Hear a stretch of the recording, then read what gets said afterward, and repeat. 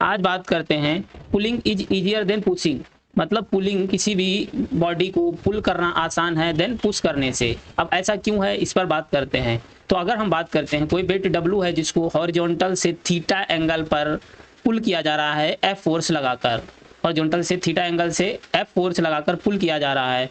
तो यहाँ पर अगर हम बात करें फोर्स के कंपोनेंट लेंगे तो इसके दो कंपोनेंट आएंगे। एक कंपोनेंट क्या आ जाएगा, हॉरिजॉन्टल साइड कंपोनेंट क्या आ जाएगा, कॉस कंपोनेंट मतलब एफ कॉस थीटा आ जाएगा, और वर्टिकल कंपोनेंट क्या हो जाएगा, एफ साइन थीटा। तो इसके दो कंपोनेंट आ गए, एफ कॉस थीटा और एफ साइन थीटा। अब हम बात करते हैं यहाँ से अगर हम नॉर्मल की वैल्यू कैलकुलेट करते हैं तो नॉर्मल क्या आ जाएगा, नॉर्मल आ जाएगा n इक्वल टू डब्लू क्या है, वेट डाउनवर्ड लग रहा है तो W minus F sine theta, W minus F sine theta, ये क्या आ गया नॉर्मल। अब बात करते हैं कि काइनेटिक फ्रिक्शन क्या आएगा इसका। जो काइनेटिक फ्रिक्शन क्या होता है, म्यू के इंटू एन मतलब नॉर्मल, तो म्यू के इंटू नॉर्मल, और नॉर्मल हम कितना निकाल चुके हैं, W minus F sine theta. तो ये आ जाएगा काइनेटिक फ्रिक्शन कितना आ जाएगा, म्यू के W minus F sine theta. ये हमारे पास इक्वेशन नंबर 1 आ गई, फर्स्ट इक्वेशन आ गई। अब हम बात करते हैं केस ऑफ पुशिंग, पुश करने के केस की बात करते हैं।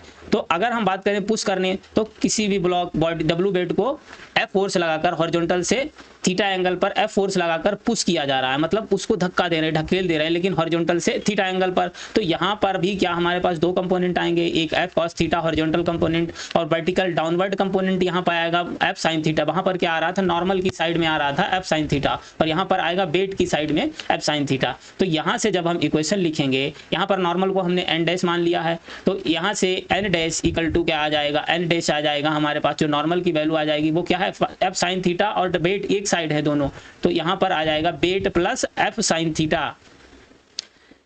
नॉर्मल कितना आ गया, weight plus F sine theta. अब काइनेटिक फ्रिक्शन की बात करते हैं, तो काइनेटिक फ्रिक्शन को एफ के डैश मान लिया। अब यहाँ पर क्या आ जाएगा, mu K into N dash, mu K into N dash, N dash की वैल्यू मतलब नॉर्मल डैश की वैल्यू कितनी आ जाएगी, यहाँ पर रख देंगे W plus F sine theta.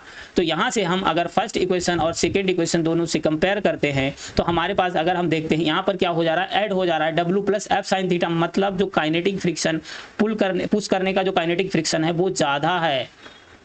Kinetic frictional force जो पुश करने का है वो ज़्यादा है और पुल करने का कम है, क्योंकि वहाँ पर W minus F sine theta हो जा रहा था, मतलब कम हो जा रहा था, मतलब पुल करना आसान होता है पुश करने से।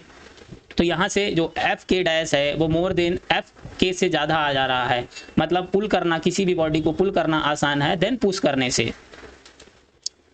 The opposing frictional force is more in the case of push, hence it is easier to pull than to push a body. किसी भी बॉडी को पुश करने से आसान क्या होता है, पुल करना, मतलब उसको खींचना आसान होता है ढकेलने से।